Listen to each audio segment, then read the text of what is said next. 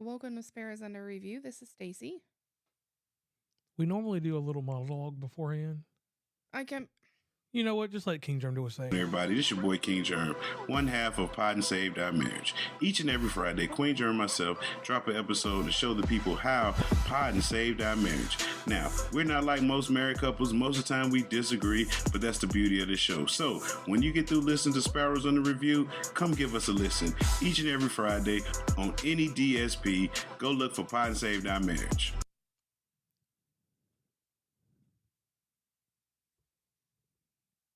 I was going to let you go ahead since you didn't like the way I did the introduction. You know, normally there's some type of monologue or some type of dialogue.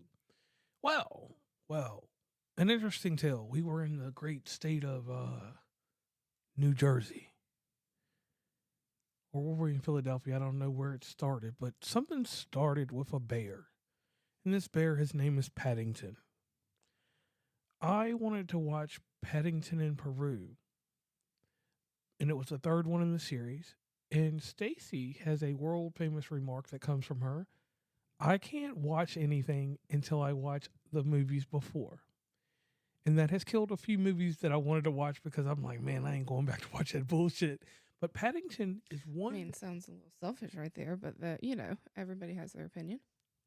Paddington is one thing that I've never watched. And it's not that I thought it was bad or anything. I just didn't watch it. So you just wanted to jump right in on the third one without even watching the first two? Yeah, because that shit said Peru, and I wanted to know what was going on in the Peruvian areas. Okay. And something very shocking happened. This ended up becoming a trilogy that I enjoyed. Right. Now, the first movie, I will say, for my personal opinion, you know, every movie in the series has been great. This movie had the best villain in it. Miss Nicole Kidman. Yep. And just watching the first one, everything in the first one was done right. Now, see, I did enjoy her a lot more in this one than that Baby Girl movie. Okay, I can go with that. But it was like everything, the way that the story was drawn out, everything that I enjoy in a movie, like cinematography, just like the way that the bear's story came out, the backdrop, and then how he got into an interaction with his family, it made me feel really good about watching this. I got hype. I was like, yo, I'm ready for Paddington 2 after this one. And this was a movie that got our full attention. It was one we sat completely through, at least on my end. On your end? Yeah, I watched the whole thing. And it had a great expression. I didn't know how old it was until, you know, it's a 10-year-old movie. 11. I thought it came out in 2015. 14. Oh. Well, damn. And this is a great movie that, as of right now, you can't. Well, okay, so you're halfway right. It says 2014 in the UK and France, January of 2015 in the US. Okay. So I'll give you your half right. All right, in this great amazing movie right now, as of the recording of this one, February 28th on a Friday at 10 o'clock. That's a different time to be recording shows. The movie is available to watch on Hulu. Mm-hmm. And that's an exciting thing there because it is captured in a good frame and everything. And that's one shout out that I'd like to give to Hulu. Thank you guys for having this movie on there. Now, Paddington 2, that's a whole nother story. We'll talk about it another day. So we watched it on Hulu, uninterrupted. What did we eat that night? It was something crazy we ate that night. I don't even remember. Probably pizza. Pizza, some shit like that. Yeah, because in Pennsylvania, where we were at, we were in Jersey. We were in Jersey. Okay, in Jersey, the options were different, and they didn't have plastic bags. And I need I don't need plastic bags, but I need bags for my shit when I get it. I mean, you could purchase paper bags when they had them in stock, or the reusable bags whenever they decided to say, "Oh, hey." You know, I think they automatically assumed everybody was from there, and they knew to either bring your own bags or buy some. Okay. And the amazing thing to me is about this movie, though, is how these people had British accents and they were already in Peru, the Bears. Mm-hmm. I mean, they may have migrated. Because didn't the guy with the British accent come there, and that's kind of where they got the accent from, which is I don't understand that whole part. But, Yeah, I didn't. That's the only thing I never got. So they right, stole because his like, how accent. did they learn to talk, and then the other Peruvian bears knew how to talk? So it's like, did they already know, but they didn't know, and they got their accent from him? That's what I don't understand. Yeah, so that's one thing that was never solved in this movie. So if anybody can solve this, please let us know.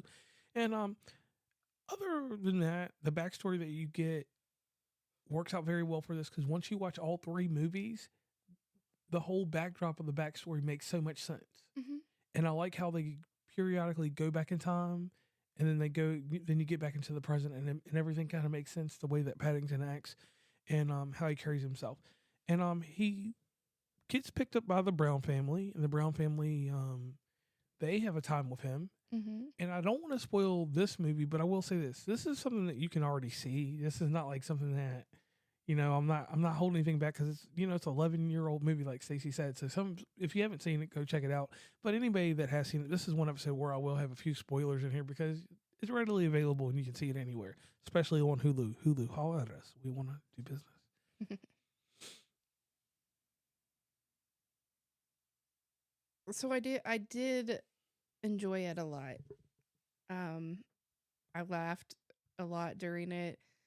It held my attention, I think, most of the time. I don't think there was a point where I wanted to pick up my phone and be like, oh, hey, entertain me a little bit because I'm getting bored with this movie. And I appreciated that. I did notice that it had Peter Capaldi in it, which is one of the doctors on Doctor Who. Okay.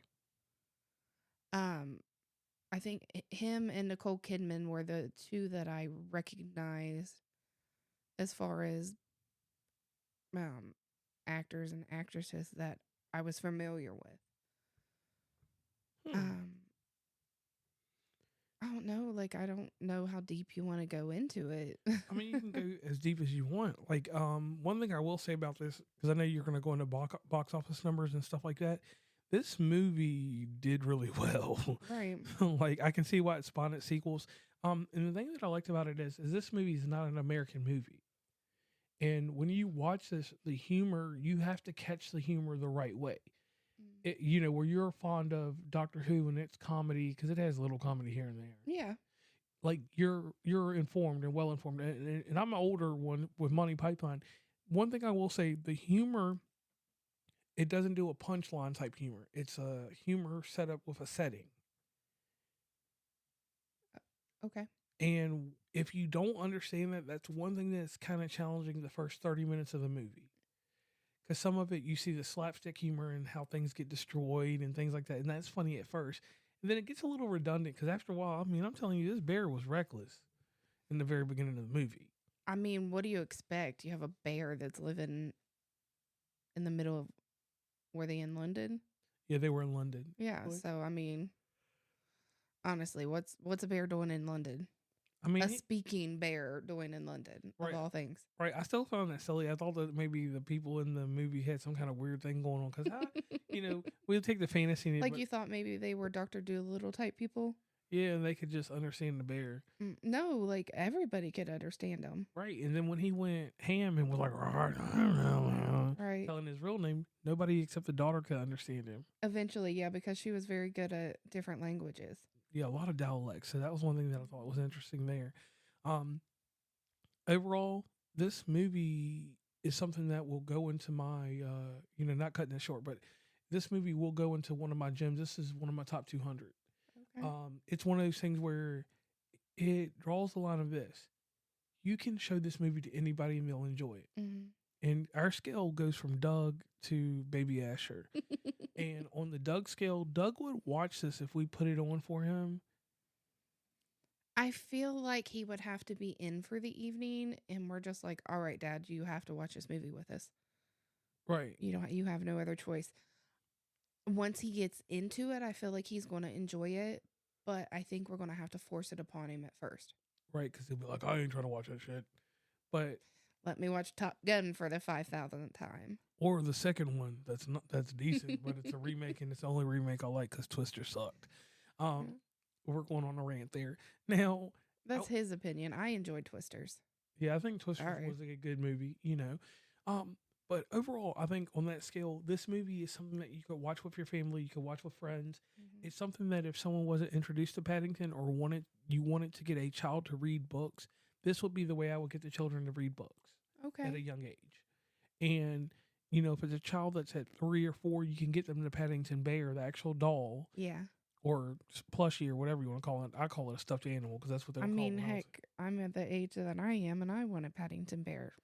right. So like you can do that, and the way that the computer generator CGI is done in this, it's done in a very, how do I put this? It's sort of like how they did with Mufasa and Lion King movies. It's real fluid. And in this one, Hmm. it made sense, and you know, it made me feel like that. You know, that even though I know there's a green screen and somebody a little midget in that suit, yes, That's how they did it. yeah, I mean, thanks for ruining it for me. Some things are left better or better left unsaid. well, either way, it worked out. It worked out very well. And the encouraging thing about this movie is that it has promise to it. It lets you know that hey, this Barrel's downtrodden. His story was bad. It got bad real quick. Like Right. it and you know So, like, basically, he's an orphan. It gets adopted twice, and it makes you feel bad for him. right. And I always feel bad for the male characters in these movies. Like why does the male character, the father figure uncle, always die? Yep. Like it's almost like the certain characters in horror movies. Spider Man, The Lion King. Yeah, like it's a theme. They're like, oh, we got to let the mothers and the aunts are the ones we really care about. Kill the uncles, but don't kill the dads and don't say anything. Like, I mean, at least Bambi, they killed the mom. I mean, not at least, but in Bambi, they killed the mom off. Right. And the dad was all absent in that joint. That's a whole nother story for another day. Right. But yeah, overall, I enjoyed this movie. Top 200. No dumpster juice to it. It was one of those movies. It's fluid. It worked out in the sense that the time frame on the movie wasn't too bad. Did you have any objections to how long the movie was? Nope, it was, what, 95 minutes, it says, so Yeah. give or take a few. So about an hour and a half. I think it was a good length. It wasn't too much, but it got everything it needed in it to where it made sense, like, and it tied up. This is like one of those movies where it didn't have to have a sequel, but it did well enough to where the sequels or the trilogies were successful. Does that make sense? It does, and I can run with that. That's the best example I can give. Yeah. Anything else you want to add in? I mean, as far as the movie, Yeah, or I mean, or statistics. yeah, I mean, we're going to get to that. Stop pressuring me. I wanted to make sure you were done speaking first. So this had, of course, like every other episode, we're on Wikipedia, so you can confirm this information if you would like. 65 million was their budget. See, that's where it gets a little confusing. I don't understand what this gross and net is, but whatever. Box office was $318.7 million.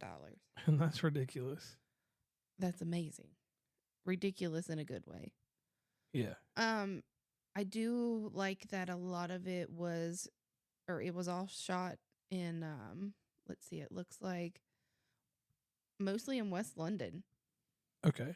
And I think that was a very good choice, especially because of the context of the movie. Like, I'm glad that it was not an American film. Right, and it made sense the way that it was. Yeah, brought because out. I feel like if they would have tried to make it, Paddington coming to America or something, I don't think it would have been as good a quality. Right, something about that British swag that they had going on, and it just made sense. And with his accent and how proper he spoke, he spoke very proper. Yes. Let's see here. I think that's about it. And shout out to the cab driver in this movie because he got done dirty. I forgot about. I don't know why that flashed in my head, but he got done dirty. Nicole Kidman was on demon time in this movie. She was. I mean, I get why. I Right. mean, do you remember her dad was the explorer that found the bears? Right. And he was And then, criticized. yeah, and he was criticized for it or whatever. And basically, his journey was erased from history. And she was mad, or they got kicked out of the guild. And she was mad because that's what she wanted to do the rest of her life. And she did what she did. And I highly encourage everybody to go watch this movie and see what she did, how bad she was.